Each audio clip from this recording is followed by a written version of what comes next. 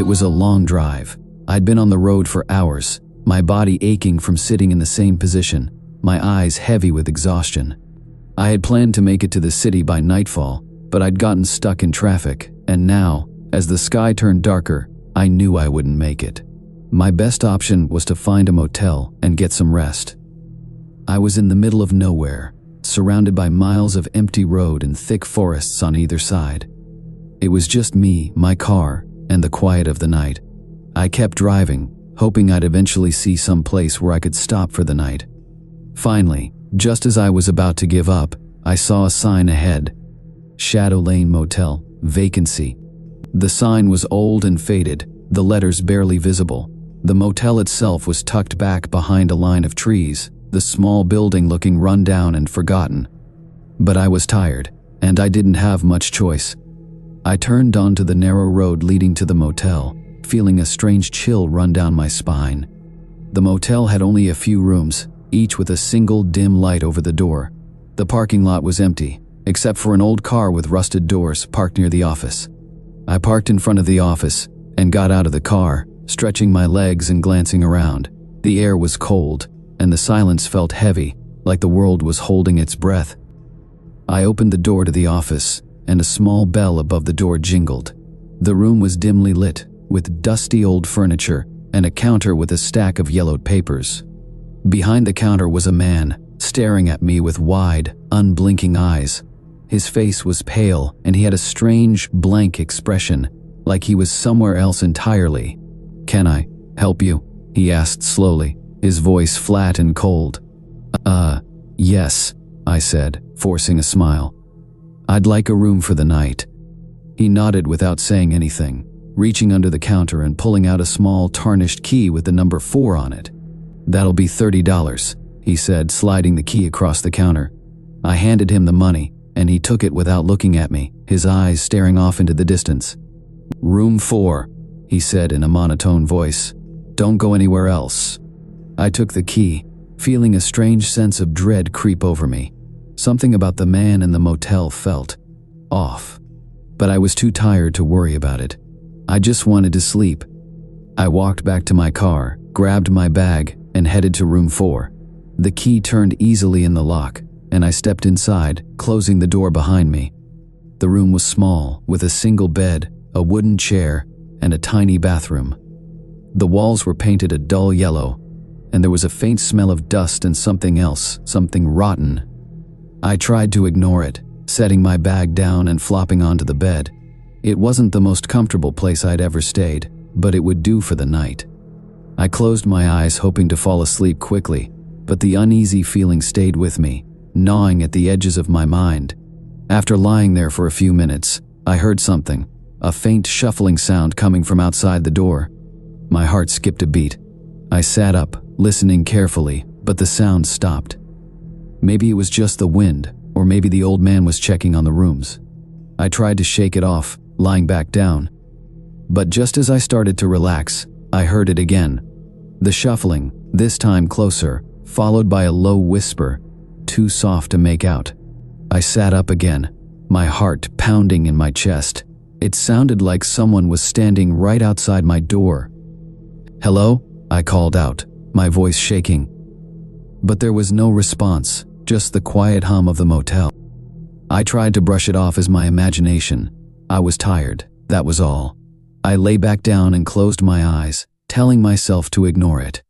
But as the minutes ticked by, the sounds continued, the faint shuffle of footsteps, a soft tapping on the wall, and every now and then, that low whisper, too faint to understand.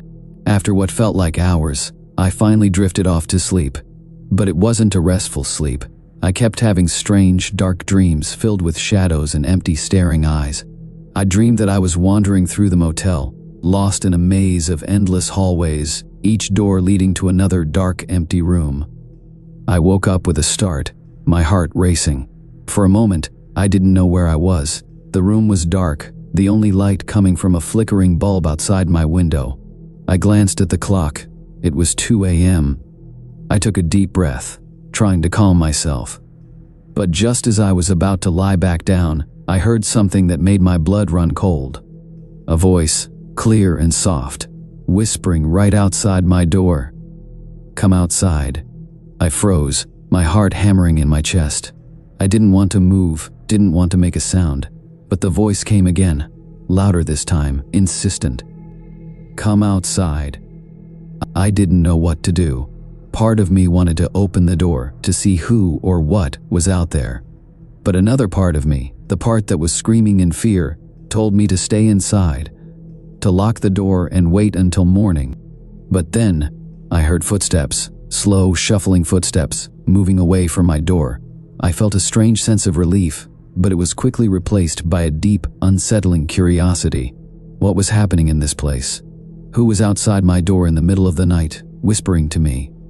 I got up slowly, my hands shaking, and crept over to the window. I lifted the edge of the curtain just enough to peek outside, my heart pounding. What I saw made my blood turn to ice. There, standing in the middle of the parking lot, was a figure, tall and thin, with pale skin and dark, empty eyes.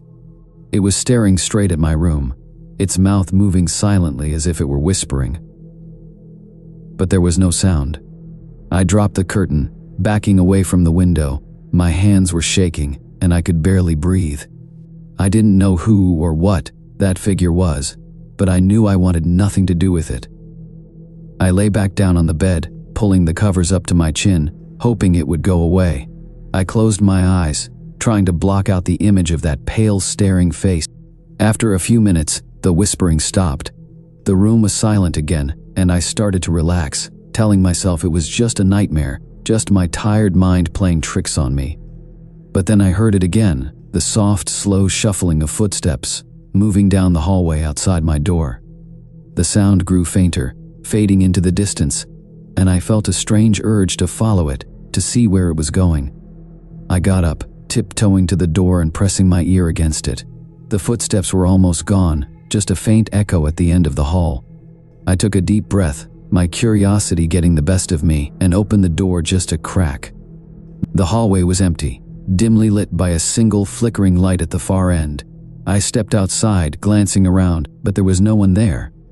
I started walking down the hall, my footsteps echoing softly. The motel was silent, the doors closed, each one marked with a number. I passed room 5, then room 6, and finally reached the end of the hall, where there was a door marked "Staff Only." I hesitated, my hand hovering over the doorknob. The strange feeling was back, the sense that something was wrong, that I shouldn't be here. But I couldn't turn back now. I had to know what was going on in this place. I opened the door slowly, peering inside. It was a small, dark room, filled with old cleaning supplies and boxes stacked against the walls. But in the middle of the room, there was something that caught my attention, a door, hidden behind a stack of boxes. The door was small, almost like it was meant to be hidden. It didn't have a doorknob, just a keyhole. I backed away, feeling a cold chill run down my spine. I didn't know where that door led, but I knew I didn't want to find out.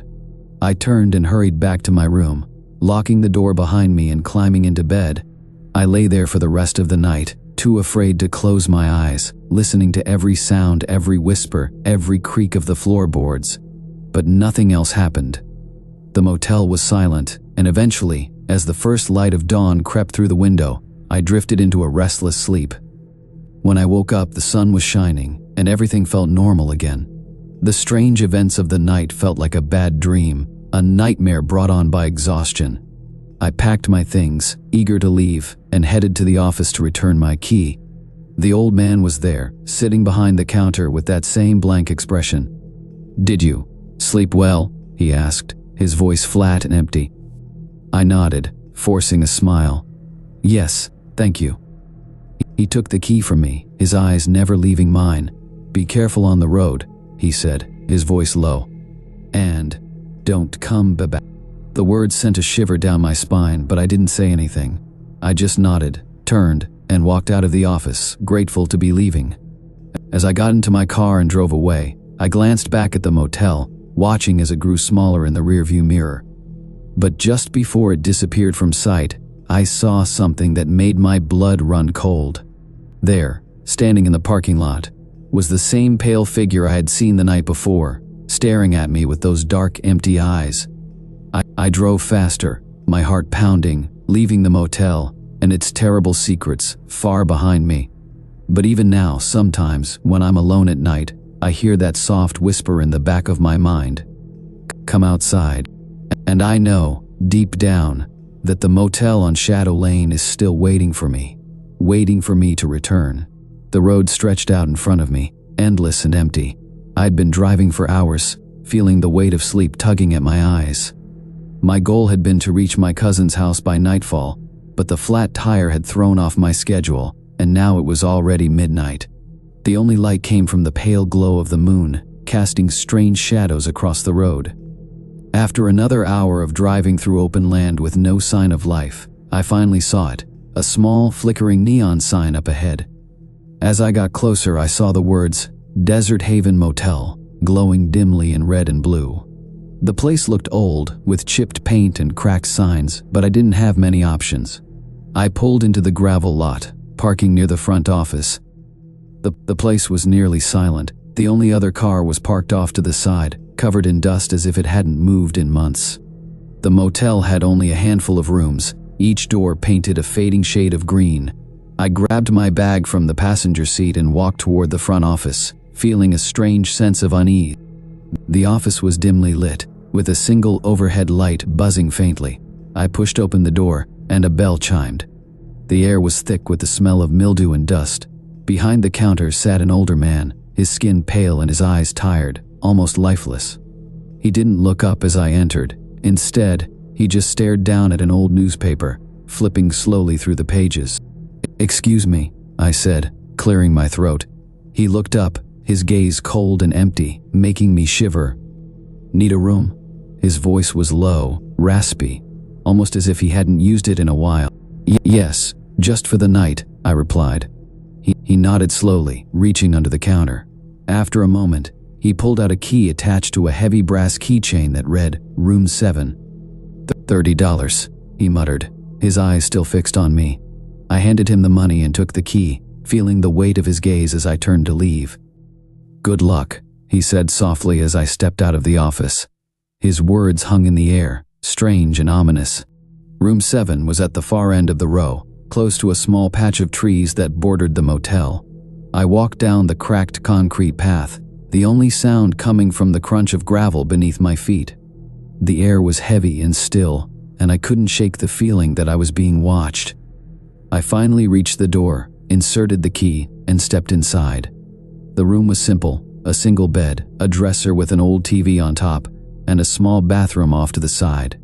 The wallpaper was peeling, and a thick layer of dust covered the furniture. I closed the door and set my bag down, trying to shake off the strange feeling. Just as I was about to lie down, I heard a noise outside, a faint shuffling, like someone was moving slowly down the walkway. My heart skipped a beat. I moved to the window, carefully pulling the curtain aside just a little to peek outside. There was no one there.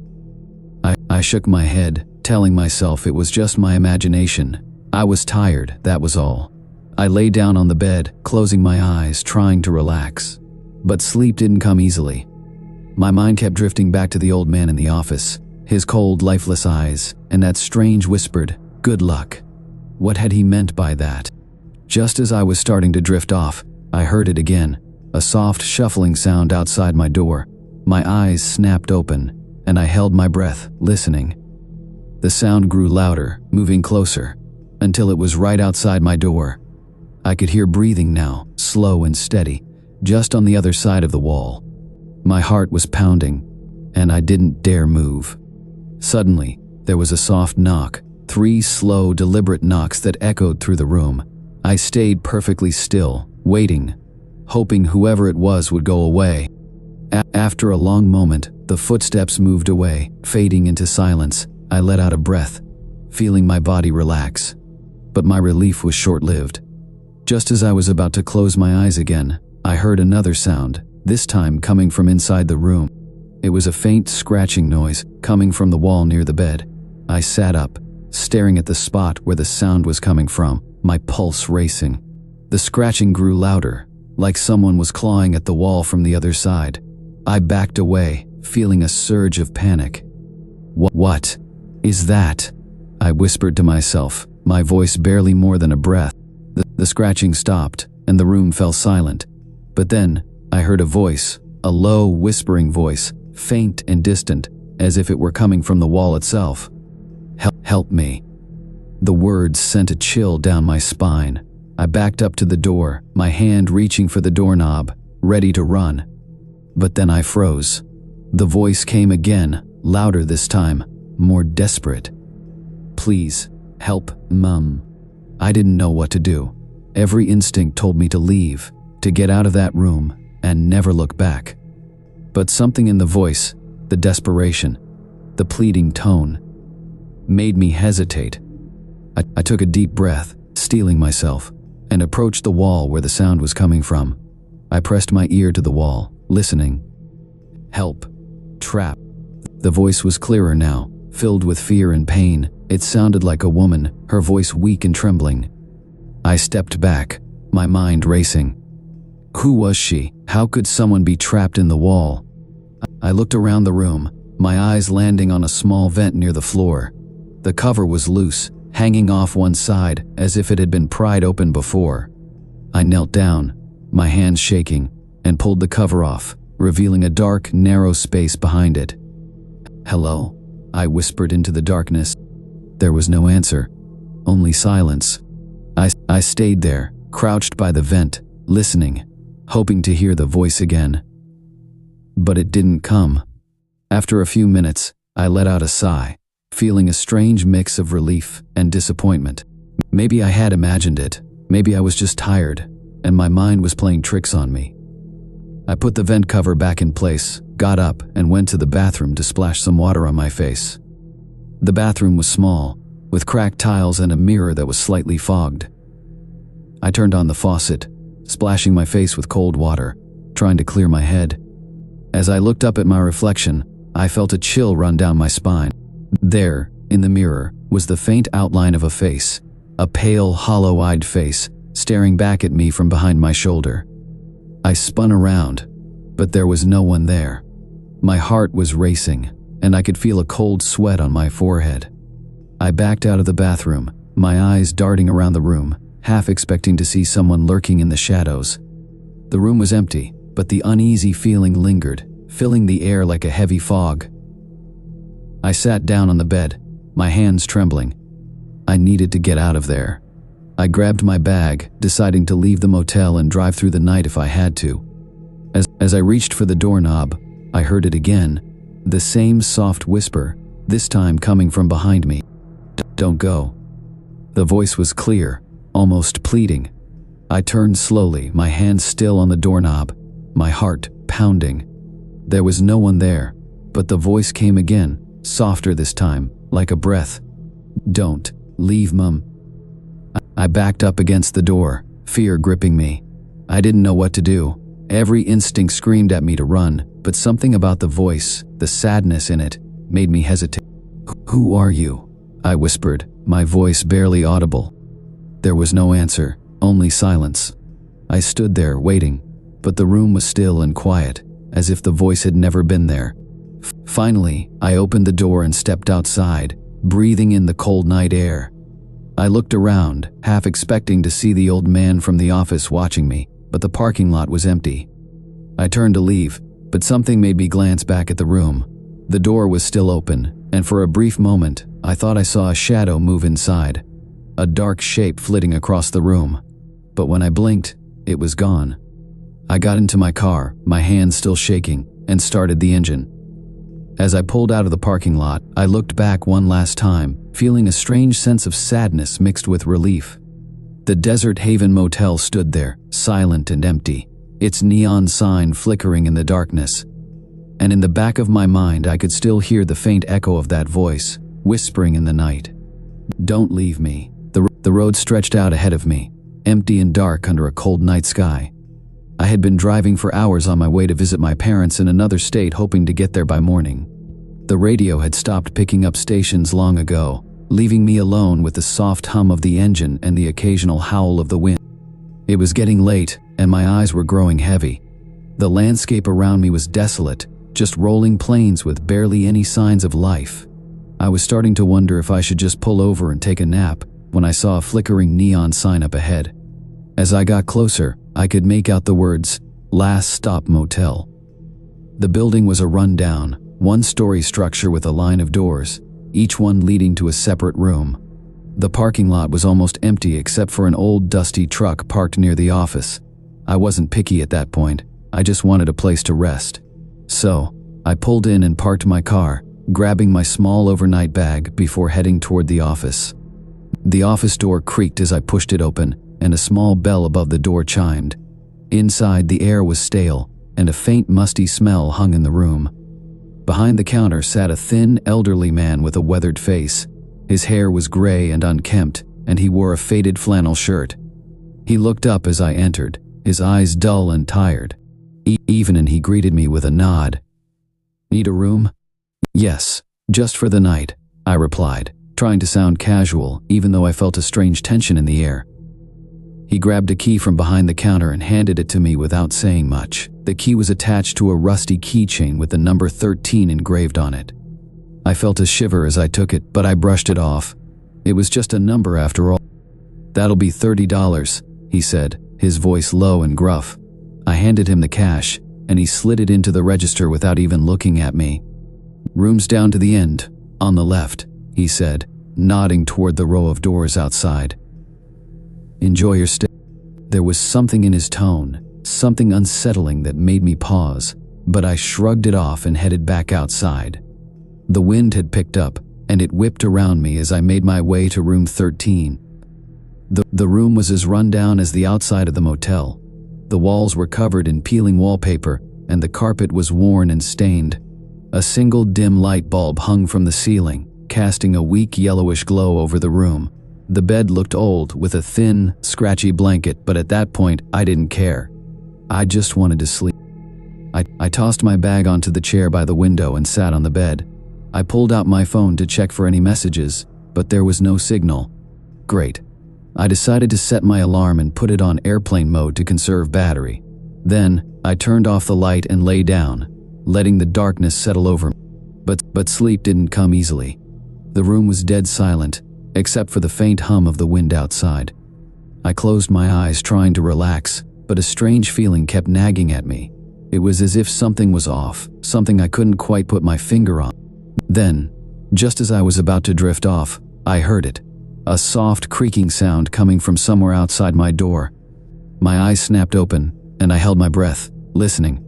The sound was faint but steady, like footsteps slowly moving along the walkway outside.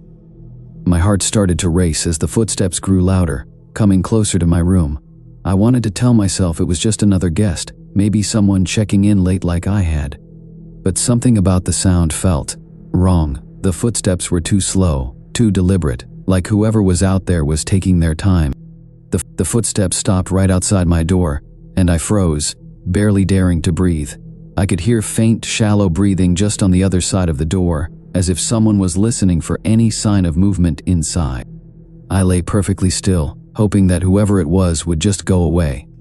After a few tense moments, the footsteps started up again, moving past my room and fading into the distance. I let out a shaky breath, feeling a mixture of relief and lingering fear. Maybe it was just the old man from the office making rounds. That had to be it. I tried to convince myself there was nothing to worry about, but the uneasy feeling stayed with me. I turned over and closed my eyes, determined to get some sleep.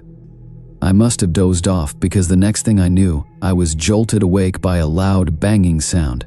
I sat up, heart pounding, trying to make sense of where I was. It took me a moment to remember the motel room, and as I did, the banging came again, louder this time, echoing through the room. It sounded like it was coming from somewhere outside, but it was hard to tell. I got out of bed, my feet sinking into the worn carpet as I made my way to the window. I pulled back the curtain just a crack and peered outside. The parking lot was empty, just my car and the old truck from earlier. There was no sign of anyone else. But as I was about to turn away, I caught a glimpse of something. A figure standing at the far end of the row of rooms, barely visible in the dim light. It was hard to make out any details, but I could tell it was a person, standing perfectly still, facing my direction. I felt a chill run down my spine as I watched, not daring to move. Then slowly, the figure began to walk toward my room, moving in that same deliberate way as before. I backed away from the window, heart racing. Whoever that was, they were coming straight for me. I glanced around the room, looking for anything I could use to defend myself, but there was nothing. I thought about calling the front desk, but then remembered my phone had no signal. The footsteps grew closer, echoing through the silence. They stopped right outside my door again, and I could hear the faint sound of breathing, just like before. This time, though, there was something else, a low, whispering voice, barely audible, as if whoever was out there was talking to themselves. "Let me in. Please, let me in." The voice was faint, desperate, sending a wave of fear through me. I backed up against the wall, holding my breath, hoping that whoever it was would just go away. But the whispering continued, growing louder, more insistent. "Let me in. Please. I'm so cold." The door handle rattled, and I felt a surge of panic. I was trapped. There was nowhere to go, no way to escape. I pressed myself against the wall, praying that the door would hold. After a few tense moments, the rattling stopped and the footsteps moved away, fading into the distance. I waited for several minutes, barely daring to move, before finally letting out a shaky breath. My heart was pounding, and my hands were shaking. I didn't know what was happening, but I knew one thing for sure: I had to get out of there. I grabbed my bag, threw on my jacket, and slipped out the door, glancing around to make sure no one was watching. The parking lot was empty, and the motel was eerily silent. I made my way to my car, trying to stay calm, but my mind was racing with fear. As I unlocked the car and got in, I caught one last glimpse of the figure standing at the end of the row of rooms. This time, though, I could see more clearly. It was a man, but his face was pale and gaunt, his eyes hollow and empty, staring at me with an expression of despair. I started the engine, backed out of the parking lot, and sped away, not looking back. The last stop motel disappeared in my rearview mirror, swallowed up by the darkness. But even as I drove down the empty road, I couldn't shake the feeling that I was still being watched. Epilogue. The following day, I stopped at a gas station to fill up and grab some coffee. I was exhausted, barely able to keep my eyes open. As I was paying, I mentioned the motel to the clerk, hoping to make sense of what I had experienced. "The last stop motel?" he asked, looking at me with a strange expression. "That place burned down years ago. It's been abandoned ever since. Folks say it's haunted by the souls of those who died." I felt a chill run down my spine. I had spent the night in a place that no longer existed, a place haunted by lost souls trapped in an eternal cycle of despair. I left the gas station, feeling the weight of that dark night lingering over me, a memory I would never be able to forget. And sometimes, even now, when I drive down dark, empty roads late at night, I still feel it. That cold, desperate whisper calling out from the shadows. It was late at night when I finally spotted the flickering neon sign that read, "The Forgotten Motel." I had been driving for hours, and exhaustion was setting in.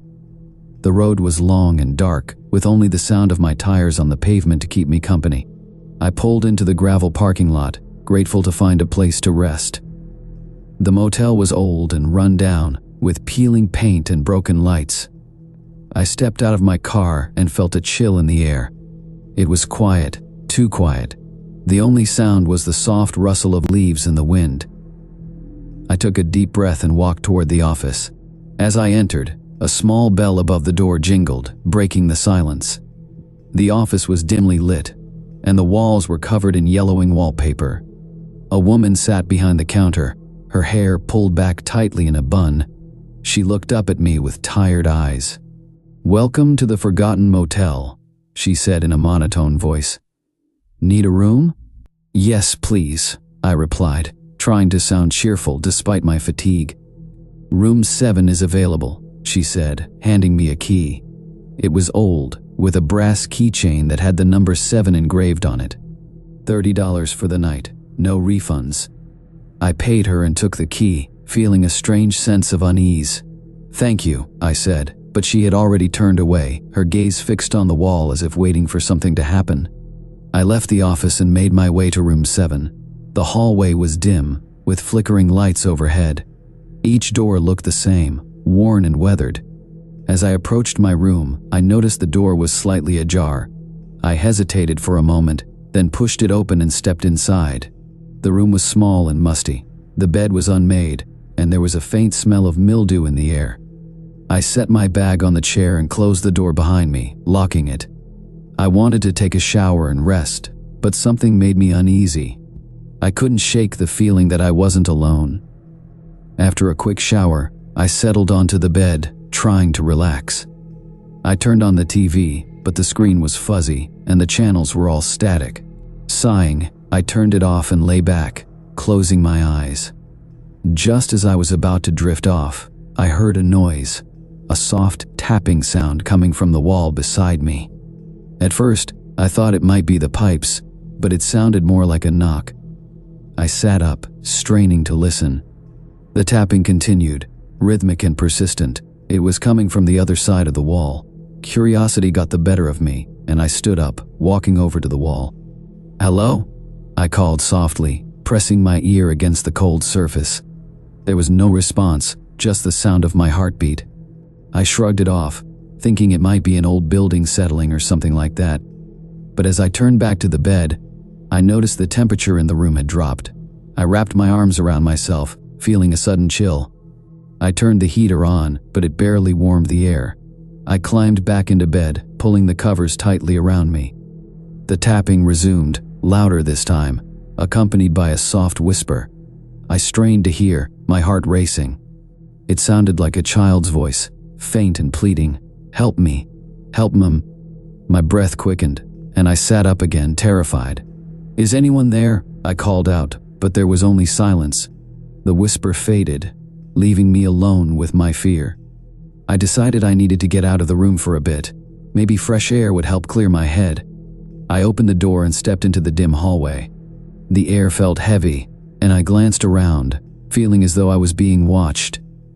I walked to the end of the hallway, where a small door stood slightly ajar. I pushed it open and found a staircase leading down to what looked like a basement. The air was damp and musty, and I hesitated at the top of the stairs. My curiosity battled with my fear, but I took a deep breath and descended. The basement was dark, with only a few weak lights flickering overhead. I could see boxes and old furniture scattered around, covered in dust. As I moved deeper into the basement, I felt an overwhelming sense of dread. Something was wrong down here. Suddenly, I heard it again, the tapping sound, now louder and more frantic. I turned to leave, but then I caught a glimpse of movement out of the corner of my eye.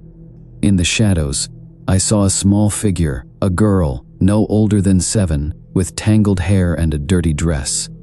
She stood there, staring at me with wide, hollow eyes. "Help me," she whispered again, her voice echoing in the darkness. I froze, fear gripping me. "What's wrong? Where are you?" I stammered, but she didn't respond. She simply pointed toward a dark corner of the basement.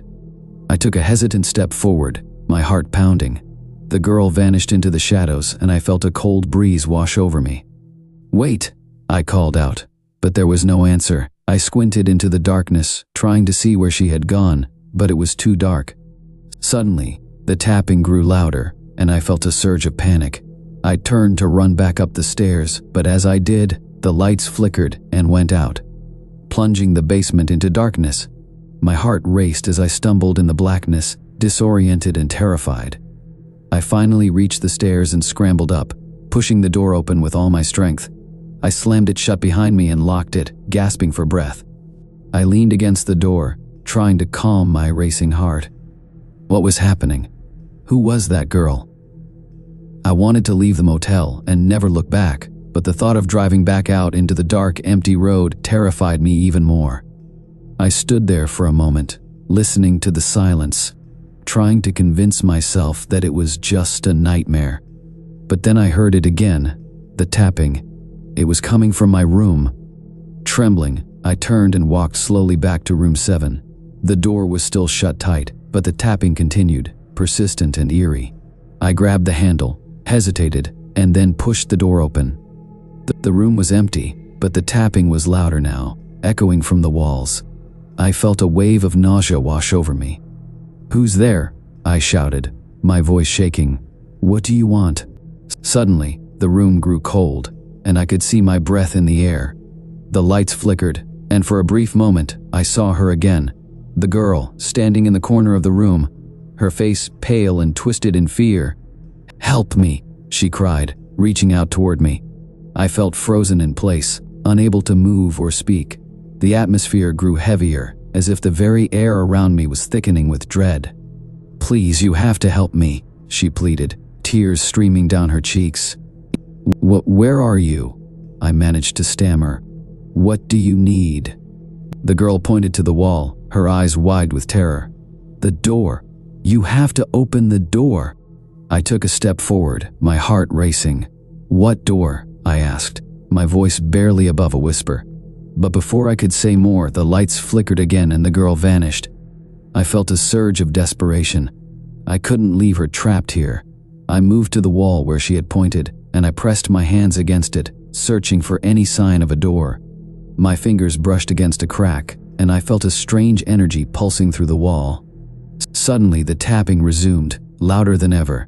It sounded like someone was pounding on the other side, desperate to get out. My heart raced and I stumbled back, terrified. "Please stop," I yelled, but the noise only grew louder. I had to get out. I rushed to the door and flung it open, nearly crashing into the hallway. I turned and ran, my breath coming in gasps as I sprinted toward the exit. I could hear the girl's voice behind me, pleading for help, but I couldn't stop. I had to escape. I burst through the front door and ran into the parking lot, feeling the cool night air hit my face. I reached my car and fumbled with the keys, my hands shaking. Just as I got the door open, I heard a voice behind me. "Help me!" It was the girl again, her voice echoing in the night. I turned to see her standing at the entrance of the motel, her figure faint in the dim light.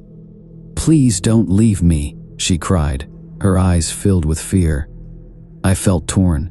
I wanted to help her, but the terror of what I had experienced was too much. I jumped into my car and locked the doors, shaking as I started the engine. As I pulled away, I glanced back at the motel. The girl stood there, watching me with her hollow eyes, her small hand raised in a silent plea. I felt a wave of guilt wash over me as I drove away, leaving her behind,